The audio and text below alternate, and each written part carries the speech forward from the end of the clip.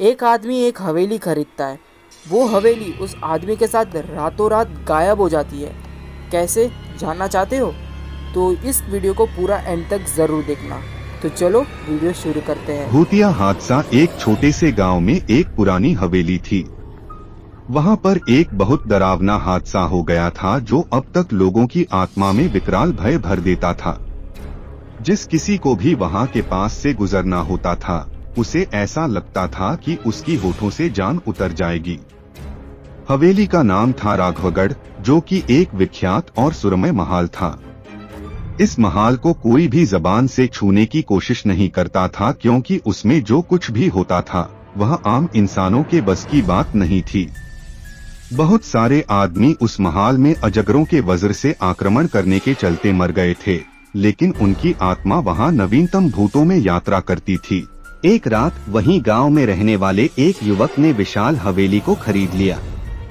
उसे यह सब बातें ज्ञात नहीं थीं और वह सोच रहा था कि यह उसका स्वप्न पूरा हो गया है। उसने विश्राम करने के लिए अपने नए घर में एक रात बिताने का निर्णय लिया। पहली उस युवक ने नए घर में रात बिताने का निर्णय लिया और वह सोने के लिए अपने कमरे में चला गया।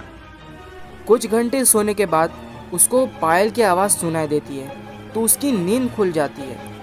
वो यहाँ वहाँ देखने लगता है कि आवाज़ कहाँ से आ रही है। तभी वो देखता है कि बाहर बालकनी में कोई तो है।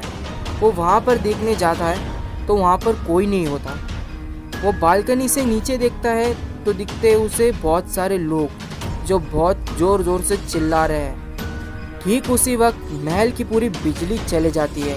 वो टॉर्च ढूंढने की कोशिश करता है, लेकिन टॉर्च उसे नहीं मिलती।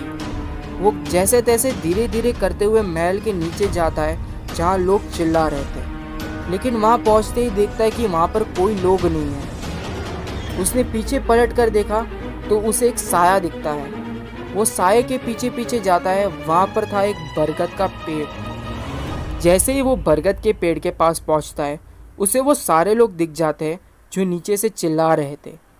लेकिन वो देखते ही उन्हें डर जाता है, क्योंकि वो सारे लोग मरे हुए थे और खून से लथपथ थे।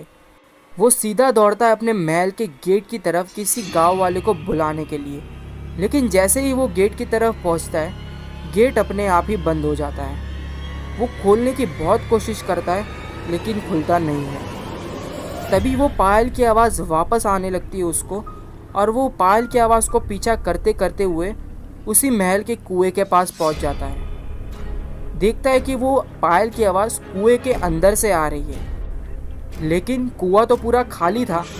तो वो झांकता है और उसे पूरा अंधेरा दिखता है। तो वो आवाज़ लगाता है कि अंदर कोई गिर गया है क्या।